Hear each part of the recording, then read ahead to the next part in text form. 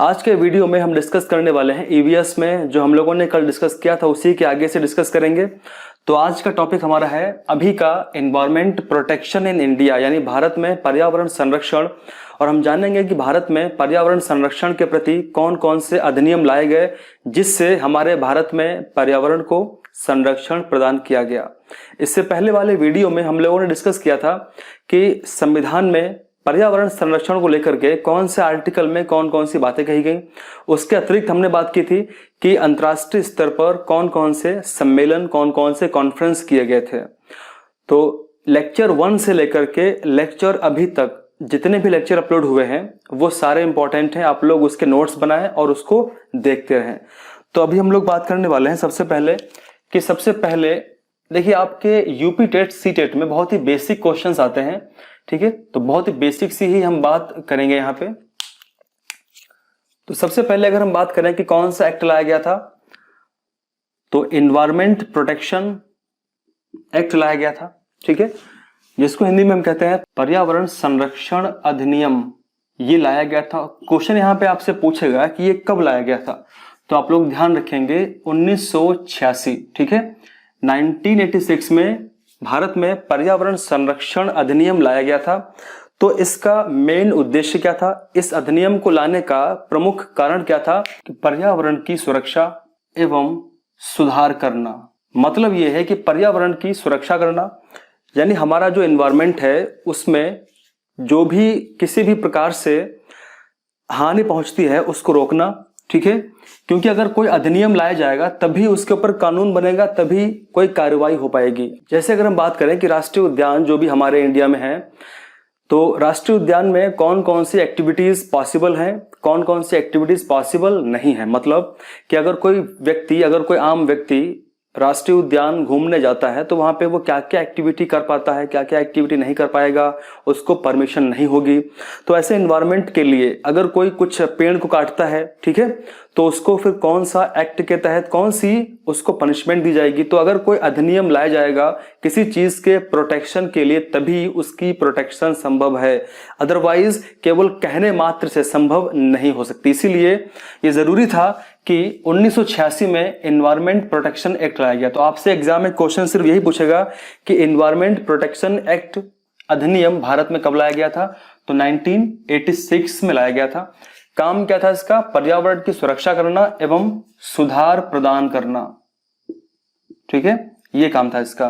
फिलहाल तो ये बहुत बड़ा अधिनियम है, इसके अंदर बहुत से आर्टिकल भी है, तो उसकी हमें कोई भी चर्चा नहीं करनी, हमें सिर्फ अपने सिलेबस के अकॉर्डिंग ही बात करनी है। अब इसके बाद अगर हम बात करें तो the biological diversity conservation act लाया गया था। इसका मतलब क्या होता है, जैव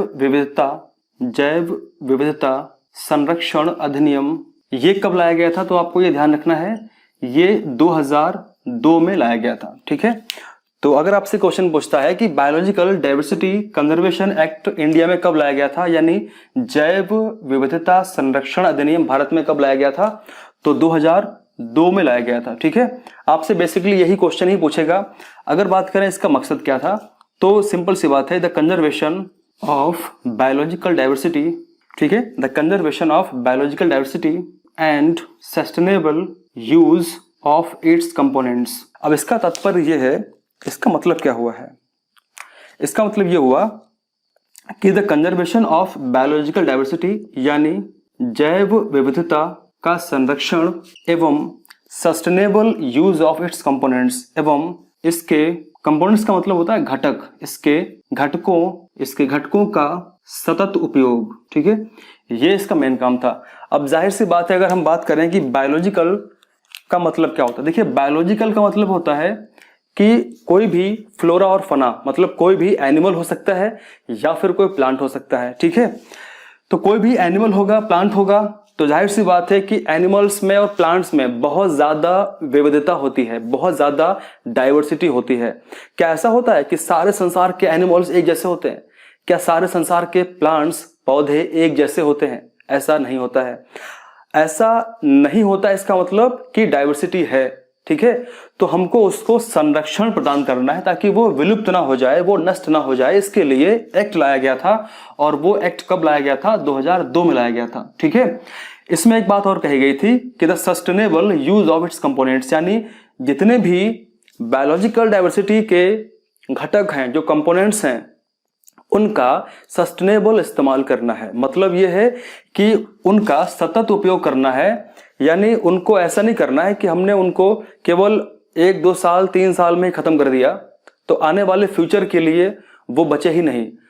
मतलब इसका ये होता है कि सस्टेनेबल यूज करना है, यानी हमको इतनी शांति से और आगे फ्यूचर में हमको ध्यान में रख करके उसका इस्तेमाल करना है ताकि फ्यूचर में वो चीज बनी रहे, वो चीज खत्म ना हो पाए। ठीक है, तो यहाँ पे 2 बातें आप लोगों ने समझ ली हैं, और आई होप कि आप लोगों ने इसका स्क्रीनशॉट ले लिया होगा। तो इसके आगे अब हम बात करते हैं नेशनल ग्रीन ट्रिब्यूनल। आप लोग कमेंट करके बताएं कि एनजीटी यानी राष्ट्रीय हरित प्राधिकरण, इसकी स्थापना कब हुई थी।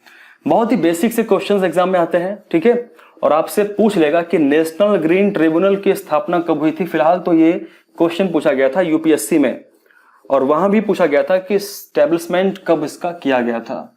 तो बहुत ही बेसिक सा क्वेश्चन है और आप लोग इसको डेफिनेटली करके आएंगे। ठीक है, तो अगर हम बात करें कि अगला हमारा जो इसमें थर्ड पॉइंट है वो है एनजीटी। आप लोगों ने सुना होगा इसके बारे में। ठीक है, काफी न्यूज में एजेंसी रहती है। मतलब इसका होता है नेशनल ग्रीन ट्रिब्यूनल।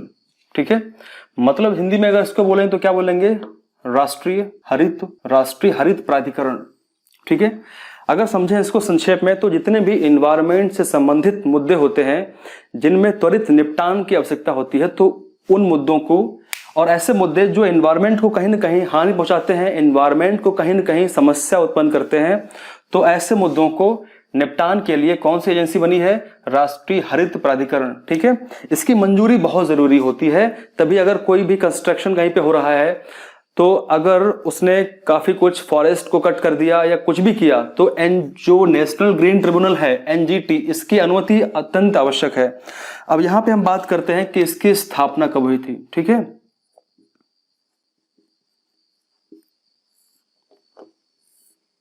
इसकी स्थापना कब हुई थी तो आप लोग ध्यान रखेंगे, इसकी जो स्थापना थी, एस्टेब्लिशमेंट था इसका जो, वो किया गया था 18 अक्टूबर 2010 को किया गया था, और अंडर द एनजीटी एक्ट 2010। ठीक है, यानी राष्ट्रीय हरित प्राधिकरण अधिनियम 2010 के अंतर्गत 18/10/2010 को इसका एस्टेब्लिशमेंट किया गया था। इसके बाद हम बात करते हैं कि मेजर मूवमेंट्स इन इंडिया, मतलब कौन कौन से पर्यावरण संबंधित आंदोलन भारत में हुए।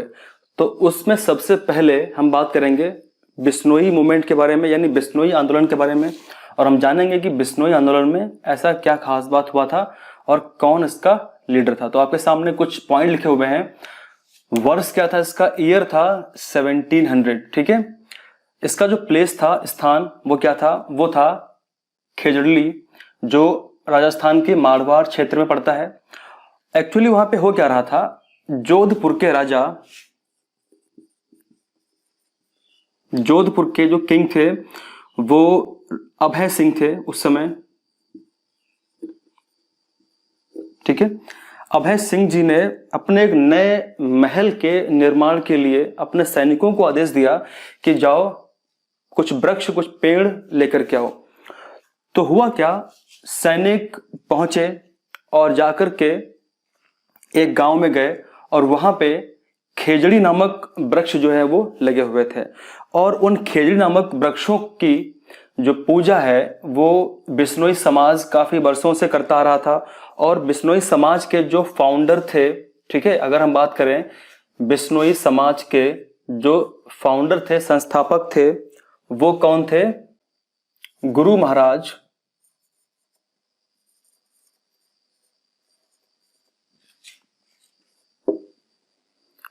जंबाजी।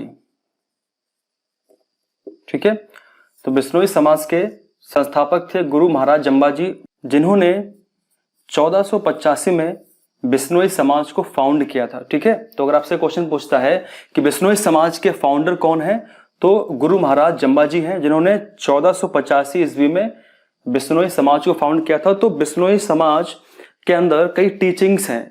ठीक है, अगर कोई भी एक नया सेक्ट, नया संप्रदाय बनता है तो उसके अंदर कई टीचिंग होती हैं, कई लर्निंग होती हैं। तो उनमें से लर्निंग क्या थी कि वृक्षों की पूजा करना है। ठीक है, तो बिश्नोई समाज इन वृक्षों की पूजा करता था और राजा के जो सैनिक थे वो इन्हीं वृक्षों को काटने के लिए गए थे। और हुआ क्या, वहां पे जब पहुंचे गांव के अंदर तो वहां पे जो अमृता देवी नाम की एक महिला थी, इन्होंने सबसे पहले एक्शन लिया और जाकर के पेड़ से चिपक गई और सैनिकों ने उस जद्दोजहद में सैनिकों के द्वारा इनकी हत्या हो गई और ये मृत्यु को प्राप्त हुई। इनके साथ साथ लगभग 368 जो गांव वाले थे, ठीक है, वो भी मौत के घाट उतार दिए गए। इन वृक्षों को काटने के अगेंस्ट थे वो लोग, ताकि ये वृक्ष बचें। ठीक है, लेकिन राजा का आदेश था। तो फिलहाल लक्ष्य क्या था इसका, उद्देश्य का, एक नए महल के लिए पवित्र पेड़ों को राजा के सैनिकों द्वारा काटने से बचाना। तो ये एक्चुअली हमने संक्षेप में समझ लिया है कि बिश्नोई मूवमेंट ये किसके लिए था। ठीक है, तो हम बोलते हैं कि एक तरीके से वृक्षों के लिए पहला आंदोलन था, ये पहला मूवमेंट था। ठीक है, और उसके बाद धीरे धीरे लोगों में जागरूकता फैली, तो लोगों ने एनवायरमेंट में वृक्षों का योगदान क्या होता है, पेड़ों का, प्लांट्स का योगदान क्या होता है, उसके बारे में जानना स्टार्ट किया और धीरे धीरे फिर और कई नए मूवमेंट्स सामने आना शुरू हुए। तो इसके आगे हम बात करते हैं नेक्स्ट मूवमेंट की। नंबर 2 पे बात करेंगे चिपको मूवमेंट के बारे में, यानी चिपको आंदोलन। इसका वर्ष क्या है आपको ध्यान रखना है, इसका ईयर है 1973, 1973 में ये स्टार्ट हुआ था।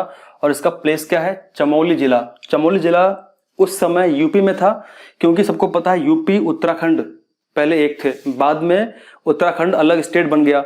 तो अभी जो चमोली जिला है वो उत्तराखंड में आता है। ठीक है, इस चिपको आंदोलन के जो लीडर थे वो कौन थे, सुंदरलाल बहुगुणा थे। काफी इंपॉर्टेंट है ये। और इसका लक्ष्य क्या था, हिमालय की ढलानों पर जो पेड़ उगे हुए होते हैं, उन पेड़ों को वहां के ठेकेदार जो थे वो काट रहे थे, उनको नष्ट कर रहे थे। उससे बहुत बड़ी समस्या उत्पन्न होने वाली थी हिमालय के आसपास क्षेत्रों में जहां पे लोग रहते हैं। क्योंकि वन क्या करते हैं, वन एक तरीके से अगर कोई पानी की बाढ़ जब आती है तो उसको रोकने का कार्य करते हैं। ठीक है, जो मृदा होती है उसको भी वहीं पे स्टेबल करने का कार्य करते हैं। तो अगर फॉरेस्ट ही नहीं रहेंगे तो फिर ये समस्या बहुत विकराल हो सकती है, इसीलिए ये मूवमेंट स्टार्ट किया गया। ठीक है, फिलहाल तो इसके पीछे बहुत ही ज्यादा कुछ हिस्ट्री इसकी है, यहाँ पे उतनी हम बात नहीं करेंगे। केवल आपको ये ध्यान रखना है कि ये जो चिपको मूवमेंट है, ये मूवमेंट अगर आपसे पूछता है कि कौन से स्टेट ने, कौन सा स्टेट में ये स्टार्ट किया गया, तो फिलहाल स्टेट वर्तमान में तो वो उत्तराखंड, परंतु जब स्टार्ट किया गया था तब स्टेट कौन था, that was Uttar Pradesh. Clear. अब यहाँ पे सबसे इंपॉर्टेंट है इसके लीडर, वो है सुंदरलाल बहुगुणा। ठीक है, तो ये आप इसको ध्यान रखेंगे। और 1973 में इसको शुरुआत किया गया था। अच्छा, अगर आपसे पूछे कि उस समय उत्तराखंड के मुख्यमंत्री कौन थे, तो हेमवती नंदन बहुगुणा। तो आप ध्यान रखेंगे उस समय यूके के उत्तराखंड के जो सीएम थे वो कौन थे, हेमवती नंदन बहुगुणा,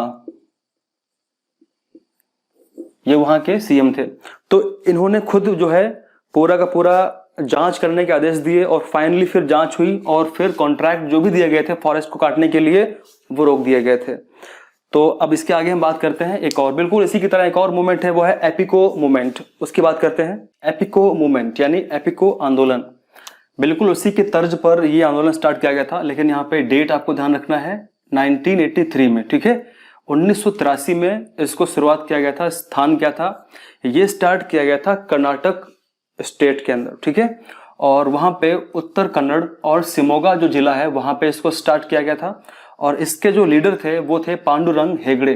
तो आप ध्यान रखेंगे, अगर आपसे पूछता है कि एपिको मूवमेंट के जो लीडर थे वो कौन थे, तो पांडुरंग हेगड़े इसके लीडर हुआ करते थे।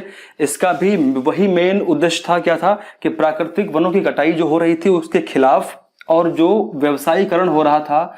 ठीक है, और प्राचीन रूप से जो आजीविका थी फॉरेस्ट में, जैसा हम जानते हैं कि जो फॉरेस्ट होंगे, जंगलों से, फॉरेस्ट से बहुत ज्यादा मात्रा में उनके ऊपर लोग डिपेंड रहते हैं, तो काफी ज्यादा लोगों की, ट्राइब की, जनजातियों की आजीविका जंगलों पर ही डिपेंड करती है। अगर फॉरेस्ट ही नहीं रहेंगे, फॉरेस्ट की कटाई होगी बहुत व्यापक स्तर पर, तो जाहिर सी बात है कि वहां की आजीविका भी नष्ट होगी, बर्बाद होगी। तो इन सब के खिलाफ ये आंदोलन स्टार्ट किया गया था। ठीक है, तो आप लोग इसमें जो भी पॉइंट जरूरी थे वो पॉइंट मैंने यहाँ पे लिख दिया, आप लोग इसको नोट करके और रिवीजन करें। ठीक है, तो इसके बाद हम बात करते हैं सेव साइलेंट वैली मूवमेंट। ठीक है, अब देखिए साइलेंट वैली, आपको पता होगा कि वर्तमान में केरला में साइलेंट वैली नेशनल पार्क है, और उस समय नहीं था, यानी उस समय साइलेंट वैली नेशनल पार्क नहीं था। उस समय साइलेंट वैली केरला में एक पहाड़ी क्षेत्र है जहां पर बहुत ज्यादा मात्रा में मॉइस्ट यानी नम, सदाबहार, एवरग्रीन फॉरेस्ट पाए जाते हैं। ठीक है, तो वहां पे एक नदी गुजरती थी जिसका नाम था कुंथिपुजा रिवर। तो उस नदी पर एक हाइड्रो इलेक्ट्रिक, एक पूरा का पूरा एक प्लान किया गया था कि हाइड्रो इलेक्ट्रिक पावर प्लांट वहां पे बनाया जाएगा। एक पूरी परियोजना थी कि जिससे उस पे डैम बना करके उसको रोका जा सके। अगर जाहिर सी बात है, अगर हम डैम बनाएंगे, मान लेते हैं कि कोई एक नदी है, ये इस तरीके से पास हो रही है, ठीक है, इसका जो जल स्तर है, जल इसका इस साइड से जो है इस तरफ जा रहा है। अगर हमने यहाँ पे बीच में डैम बना दिया, और डैम बनाकर के जब हम डैम बनाएंगे तो इसका इधर वाला जो जल स्तर है वो लेवल इसका बढ़ेगा। तो इसका मतलब क्या होगा कि इधर आसपास का जो क्षेत्र होगा वो संकट में आएगा, और अगर इसके पानी को छोड़ दिया गया तो फिर ये जो संकट यहाँ पे क्षेत्र जो होगा यहाँ पर भी समस्या आएगी। तो कुल मिलाकर के डैम जो होते हैं वो इको फ्रेंडली नहीं होते हैं, एनवायरनमेंट के लिए कुछ न कुछ समस्या उत्पन्न करते रहते हैं। क्योंकि अगर पानी बहुत ज्यादा मात्रा में जब आ जाएगा तो वहां का जितना भी जीवन है वो सब अस्त व्यस्त हो जाएगा। तो उसी के लिए प्लान ये था कि वहां पे एक hydro electric power plant develop किया जाएगा। लेकिन बात है 1978 की। ठीक है, अगर आपसे पूछता है कि सेव साइलेंट वैली मूवमेंट या साइलेंट वैली आंदोलन जो है वो कब स्टार्ट किया गया था, तो 1978 में इसको स्टार्ट किया गया था। और प्लेस क्या था, केरल में, जो भारत में है, पलक्कड़ जिला है वहां पे। ठीक है, इसका प्लेस था इसका स्टार्ट का। और इसके जो लीडर थे वो कौन थे, केरला शास्त्र साहित्य परिषद, जिसको हम KSSP, एक प्रकार से ये NGO होता है। ठीक है, NGO मतलब होता है नॉन गवर्नमेंट ऑर्गेनाइजेशन। ठीक है, तो केरला शास्त्र साहित्य परिषद था, और एक पोएट, एक कवि कार्यकर्ता थे जो कौन थे, सुगाथा कुमारी। ठीक है, तो इन्होंने मिलकर के पूरा प्लान किया कि इस जो ये प्रोजेक्ट है, पावर प्लांट का जो प्रोजेक्ट है हाइड्रो इलेक्ट्रिक का, इसको रोका जाए। तो इसका एम क्या था, लक्ष्य यही था कि साइलेंट वैली जो नम सदाबहार वन को जल विद्युत परियोजना द्वारा नष्ट होने से बचाना, इसको बचाया जाए। यानी जो भी वहां पे जल विद्युत परियोजना डेवलप की जाने वाली थी उसको रोका जाए, अदरवाइज समस्या बढ़ जाएगी। लगभग 8 पॉइंट समथिंग किलोमीटर स्क्वायर का जो एरिया था फॉरेस्ट का, जो सदाबहार वहां पे वन थे, वो पूरा सबमर्ज, पूरा डूब जाता अगर ये पूरा का पूरा प्रोजेक्ट बन जाता तो। ठीक है, और फाइनली क्या हुआ था कि उस समय की जो PM थी इंदिरा गांधी थी।